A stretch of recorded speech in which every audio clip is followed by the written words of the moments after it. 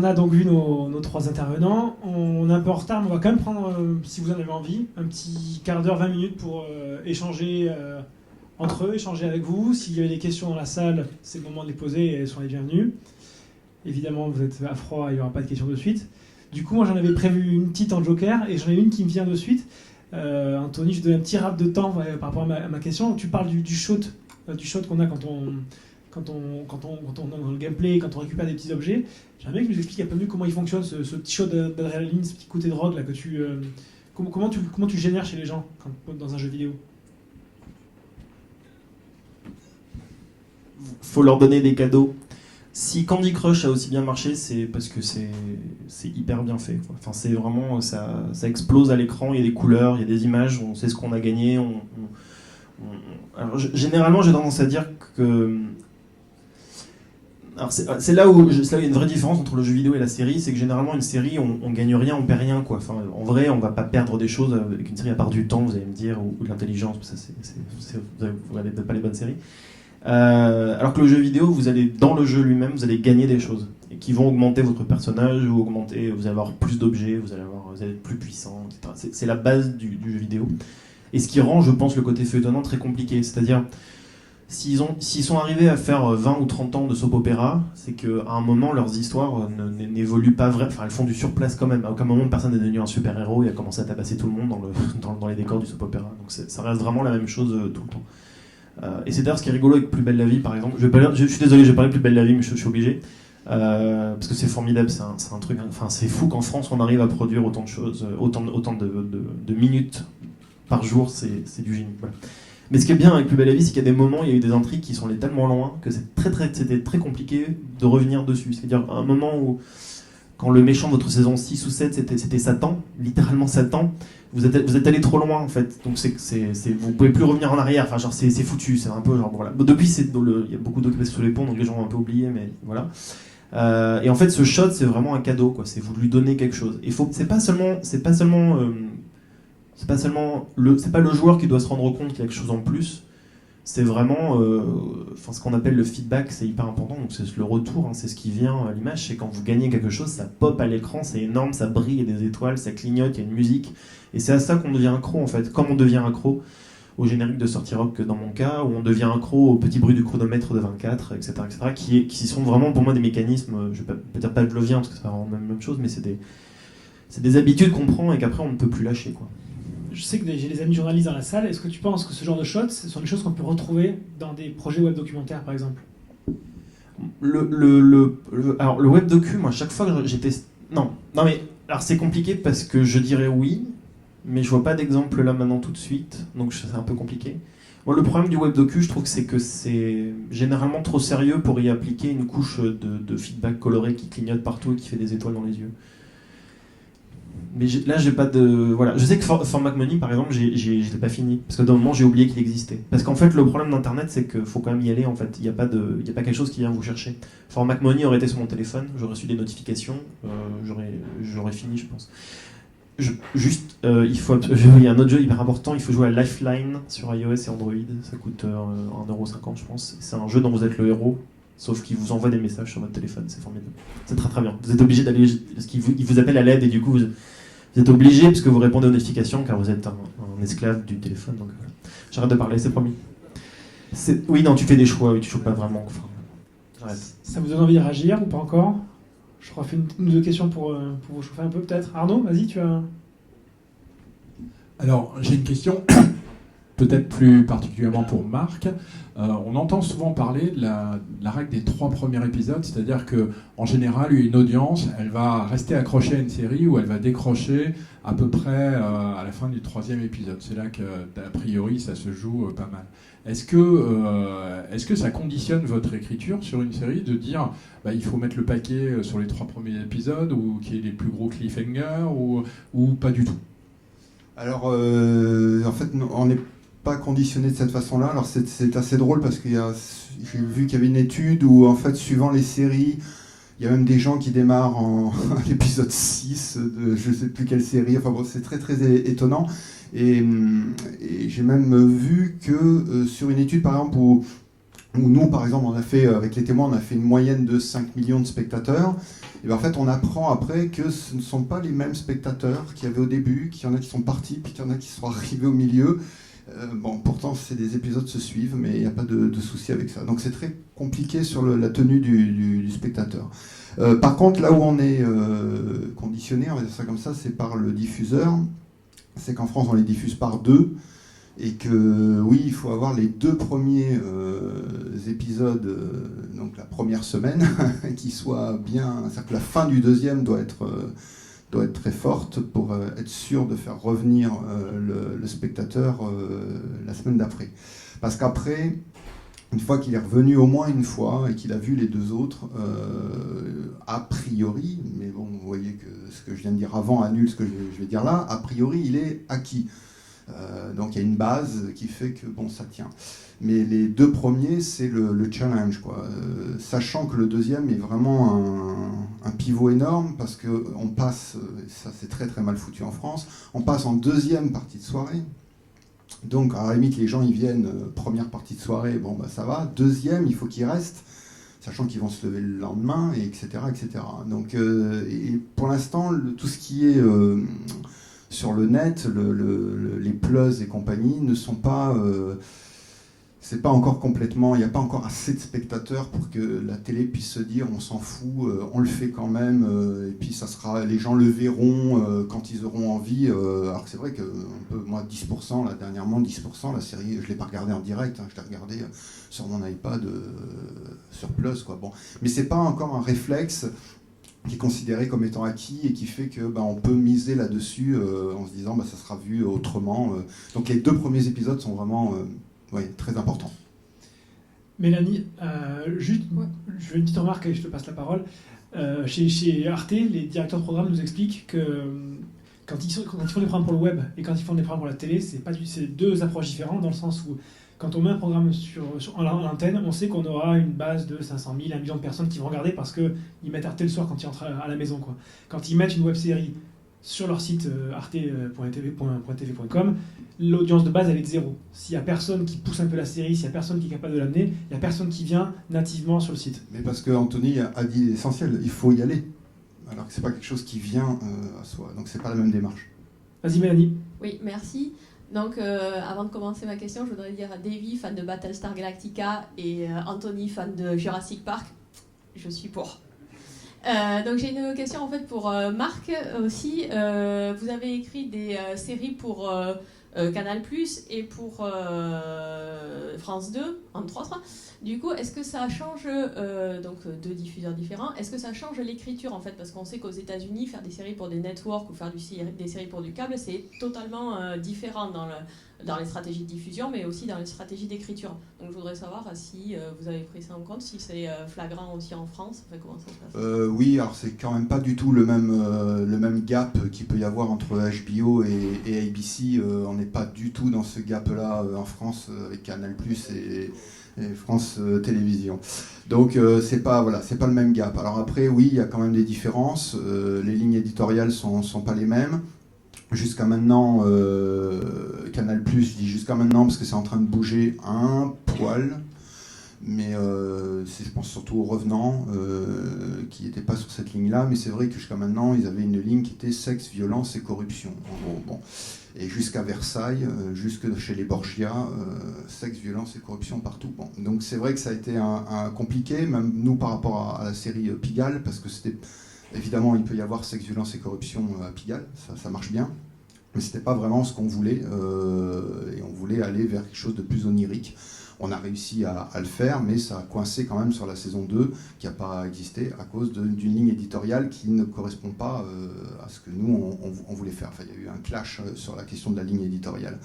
Donc oui, il y a sur France Télévisions, c'est pas tout à fait la même chose. France Télévisions, c'est une chaîne publique. Ils sont encore énormément, comme beaucoup de chaînes, même pas publiques, mais comme chaînes, disons, pas payantes, comme TF1, ils sont énormément dans la logique du prime time, donc il faut plaire de 7 à 77 ans, et ça c'est très très chiant, et il n'y a pas de deuxième partie de soirée, donc du coup on ne peut pas développer des choses un peu étranges, comme on peut voir en Angleterre, des Doctor Who et tout ça, on ne peut pas aller vers du bizarre ou ou même, je sais pas, un peu plus... On est vraiment obligé de rester très grand public parce que ils veulent tenir leur audience de 9h à 23h en gros. Donc voilà, ça c'est vrai que Canal n'a pas ce problème-là puisque c'est un abonnement, donc ils s'en foutent un peu plus a priori, mais par contre ils ont une ligne éditoriale qui est très très très ciblée. On doit se démarquer des autres chaînes, donc on doit proposer des trucs qui soient sans arrêt. Alors jusqu'à maintenant c'était sexe, violence, corruption, c'est vrai qu'on ne verra pas ça sur France 2 ou sur TF1, donc ça leur permet d'asseoir une visibilité. Regardez, quand vous venez sur Canal, vous n'êtes pas sur les autres chaînes, mais ça limite aussi parce que ça tue aussi certaines créativités, parce que il y a des fois des projets que je vois autour de moi où il n'y a pas de chaîne pour les recevoir, Canal+ non plus, on va dire. Une question au fond là-bas. Oui, j'aurais une question pour Anthony. C'est sur l'importance des histoires dans le milieu du jeu vidéo. Il y a quelque chose dont vous n'avez absolument pas parlé, et enfin, je vois que vous êtes d'accord, mais par exemple, c'est juste j'aimerais avoir votre point de vue sur ce phénomène de manière globale. Je pensais par exemple aux Final Fantasy, qui sont des jeux où il y a une histoire, bon certes des fois un peu folle, mais qui en fait, il y a des boucles de gameplay, qui sont les parties où le joueur va vraiment jouer, c'est-à-dire va devoir aller taper du monstre, récupérer des objets pour gagner en puissance, vaincre des boss pour pouvoir avancer, mais ce qui le motive sincèrement à avancer, c'est le fait qu'il va débloquer la phase suivante de l'histoire. Qu'est-ce qui se passe après ? On a une jolie cinématique, on voit les personnages évoluer, puis on repart dans une phase très répétitive avec la même boucle de gameplay, tuer des monstres, avancer, battre un boss, une fois qu'on a battu le boss, nouvelle cinématique, et ça va se répéter comme ça à l'infini. Et le joueur joue, enfin moi personnellement, mais je pense que je suis pas le seul, uniquement pour récupérer en fait des bouts d'histoire jusqu'à avoir l'histoire complète en fait. Il y a aussi ça de manière complètement différente en fait dans BioShock, qui est un jeu où pour le coup le fait que dans le jeu vidéo le personnage juste se déplace et fait les actions que le joueur lui demande est justifié par le fait qu'en réalité, bon, désolé pour le spoil, mais le joueur est un esclave de l'ennemi en fait qu'il doit aller vaincre à la fin, et via la phrase Would you kindly, le joueur exécute tout un tas d'actions en fait et ne parle pas, comme dans les vieux Zelda par exemple dont vous parliez tout à l'heure. Et je trouve que c'est super intéressant en fait de se dire que le gameplay peut vraiment être au service d'une narration et permettre la narration d'évoluer, ou à l'inverse que la narration peut justifier certains aspects du gameplay, comme le fait que le personnage ne parle pas et exécute bêtement et simplement les actions qu'on lui demande, va là, fais ci, tue tel monstre, récupère tel objet.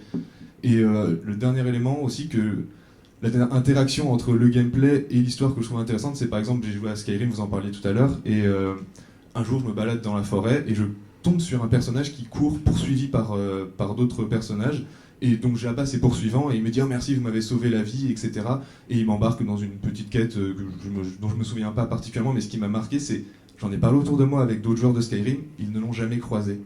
Ce qui veut dire qu'on a un jeu avec une histoire et personne ne va la vivre de la même façon en fait. Donc quel est votre point de vue sur, à votre avis, pourquoi se priver quelque part d'avoir une histoire alors qu'on peut vraiment faire des choses super intéressantes dans la connectivité entre le gameplay et l'histoire?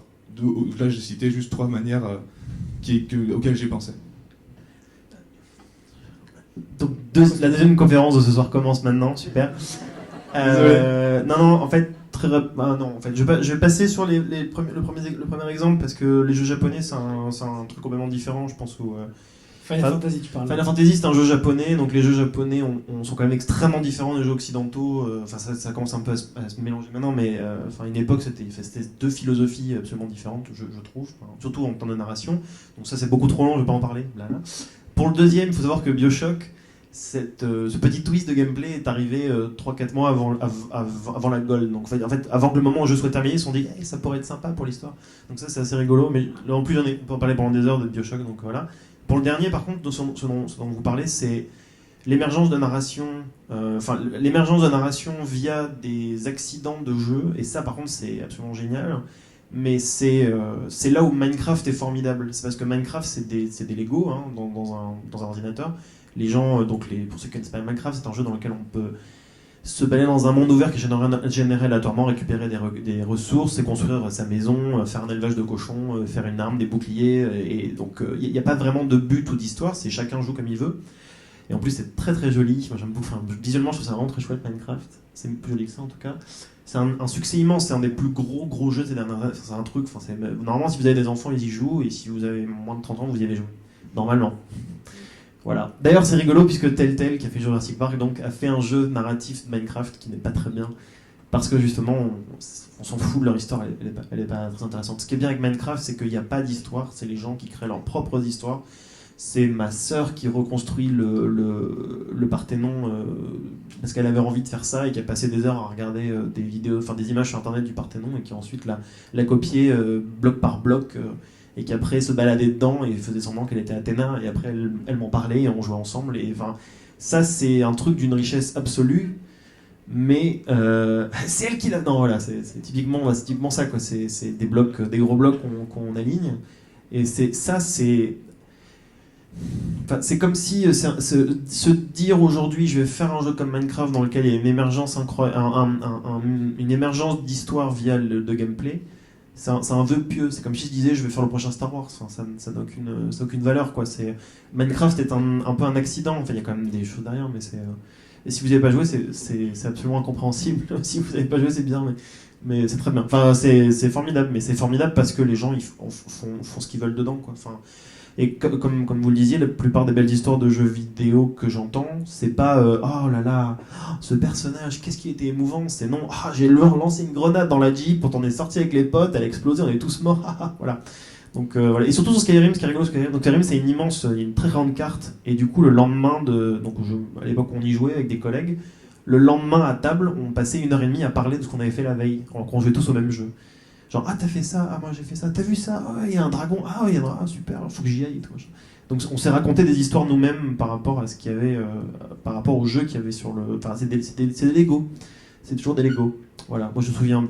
J'ai passé 115 heures à jouer à ça, je me souviens plus de rien. Enfin, je me souviens que d'histoires rigolotes où je suis tombé par accident dans une cascade, par exemple. Enfin, voilà, j'arrête.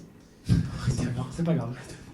Il y avait une question au fond, ouais. Oui, bonsoir. Moi, j'étais assez curieux de savoir comment vous étiez formé à la rédaction de l'intrigue, des intrigues. Votre formation par rapport à ça. Est-ce que tu poses la question à quelqu'un en particulier ? Non, à celui qui a envie de... Ou même à tous les trois. Très bien. Alors, moi, ma formation, donc au départ, je viens des Beaux-Arts et je me destinais à faire de la BD, a priori, et puis en fait, non. À côté de ça, donc, il y avait le cinéma. À l'époque, la série était... Oui, j'aimais bien les séries, mais c'était pas aussi voilà, c'était les années 80, donc c'était pas les mêmes types de séries. Voilà. Mais j'aimais bien quand même, je le suivais. Hein. Mais c'est vrai que bon, à cette époque-là, j'avais vraiment envie de faire du cinoche. C'est intéressant de voir comment les choses ont quand même sacrément évolué depuis. Je pense que Hollywood ne fait plus rêver personne. Autant HBO fait rêver plein de monde, mais autant Hollywood, là, en ce moment, c'est devenu vraiment pathétique. Et donc voilà, donc j'allais vers le cinéma, mais bon, du coup j'ai quand même terminé ma formation de Beaux-Arts, et puis là je me suis rendu compte quand même que les Beaux-Arts, pour faire du cinéma, c'était pas ça. Et donc après j'ai fait une autre école qui s'appelle l'ESRA, une école privée, et voilà, où j'ai appris en fait plein de choses sur les métiers du cinéma, mais pas grand chose sur la narration, parce que c'est quand même très récent tout ce qui se joue aujourd'hui sur la narration, et là aussi c'est beaucoup de choses qui nous viennent des États-Unis. Et à l'époque, donc dans les années 90, je me souviens que j'allais me former en fait en gros sur internet, quoi. C'est-à-dire que j'allais chercher des types qui étaient susceptibles d'avoir écrit des bouquins, et je les commandais, je les faisais venir des États-Unis. Alors c'était pas Amazon, hein, c'était à l'ancienne, par la poste, quoi. Donc voilà, et j'ai appris comme ça via cette école-là, et puis l'école internet en lien. Ouais. Non, moi j'ai le brevet des collèges +3. Voilà. J'ai été graphiste pendant 10 ans. Voilà, parce que je rêvais de faire de la bande dessinée et que personne voulait que je fasse de la bande dessinée parce que je dessinais pas assez bien. Donc voilà. Et puis Internet est arrivé. Et c'était vraiment au début, moi, 98 en Ardèche, le 56K. Et là j'ai découvert sur Game One des gens qui faisaient des parodies de jeux vidéo en vrai et des dessins animés du Club Dorothée qui regardaient, et là je me suis dit on a regardé les mêmes choses quand on était enfant, donc s'il fait une blague sur Mark Landers, ça me fait rire parce que je l'ai vu, Et je me suis dit, mais attends, ça veut dire qu'il y a d'autres gens qui l'ont peut-être vu. Et vu que j'étais fan des inconnus et des nuls, et ben, j'ai commencé à faire des sketchs comme les nuls auraient pu le faire, mais en mettant mes références. C'est-à-dire les Chevaliers du Zodiac, Dragon Ball, les jeux vidéo. Ma première vidéo, c'était Resident Kitsch. C'était à la place de zombies, c'était des gens kitsch qui forçaient les gens à s'habiller mal. Voilà. Et voilà. Et là, j'ai commencé à écrire, mais c'était pas formel. Et puis les années ont passé, ça continue à pas être formel. J'ai pas pris de cours, mais j'ai bouffé de la série. J'en ai vu plein, j'ai bouffé de la bande dessinée. Et normalement, quand on n'est pas trop con, quand on comprend les mécanismes, on pige très vite que c'est pas grave de voir tous ces CSI. C'est pas grave de voir tout. C'est quoi Dr House? Parce que c'est les formules à chaud, on commence à piger le truc. Voilà. Et ça, au bout d'un moment, les mécaniques, on les prend et on sait s'en servir, quoi. Et puis voilà, et puis la bande dessinée, après j'ai fait de la BD, voilà. Mais ouais, j'ai pas. À part lire et regarder, je pense que c'est les trucs les mieux, en fait, à faire. Moi, j'ai fait une école de scénario, ça existe, où Marc est intervenant. Oui, non, mais. Nous, on est trop vieux pour que ça existe, ces choses-là. Donc tu es un bâtard de dire, moi, je suis jeune, donc il y a des écoles de scénario.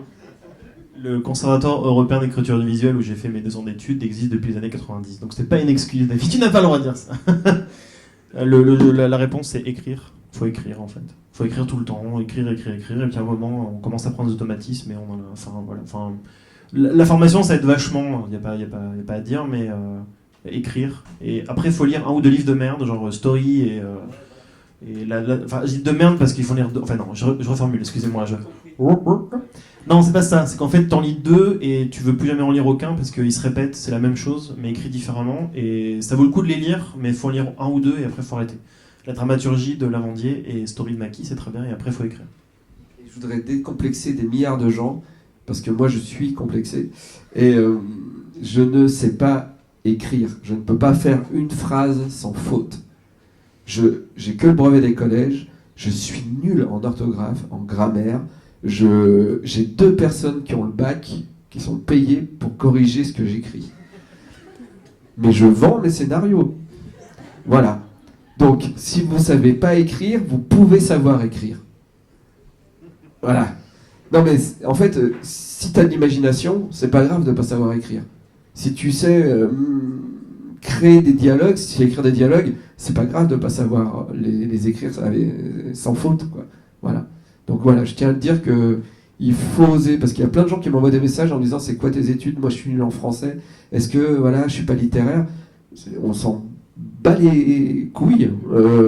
Si tu sais, si ton cerveau peut inventer des histoires et que l'autre en face il sait pas faire, bah t'as un super pouvoir. Voilà.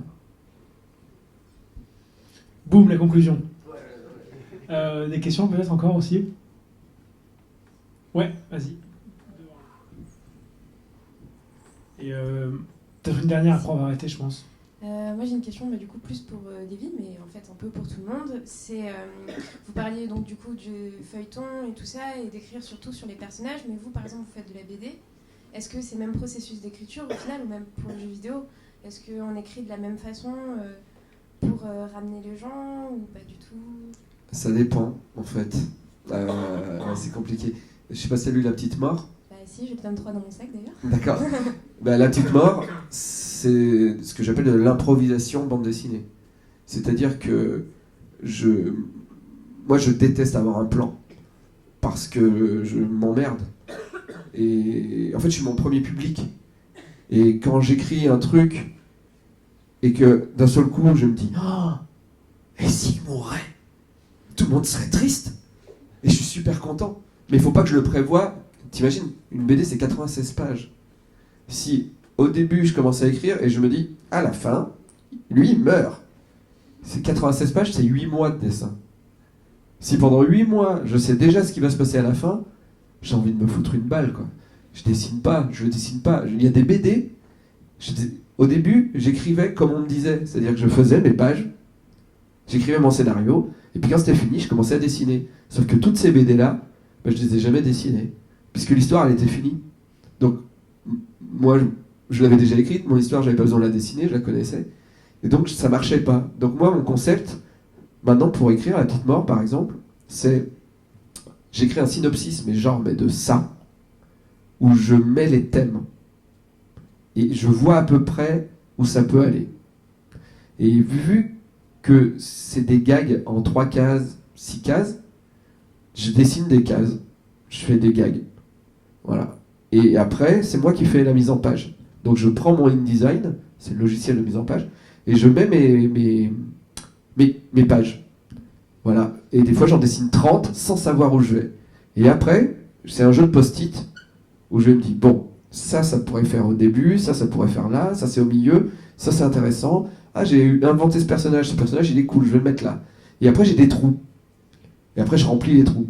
Donc, si je dois amener un personnage, dans ma tête, ça crée un lien avec les personnages. Je me dis, bon, bah, au début, je vais devoir rajouter ça pour rajouter ça. Et peu à peu, ça m'amène vers la fin. Et quand je lis mon histoire, je la découvre en la fabriquant. Et je me dis, qu'est-ce qui pourrait être le plus bâtard pour le lecteur ? Et je le fais. Voilà. Et...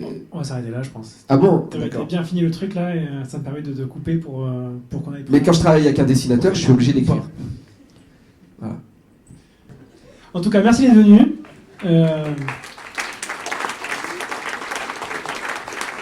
Merci à vous d'être venu aussi, évidemment, d'avoir pris du temps. Et venez prendre un verre avec nous et puis discutons les uns les autres. Voilà.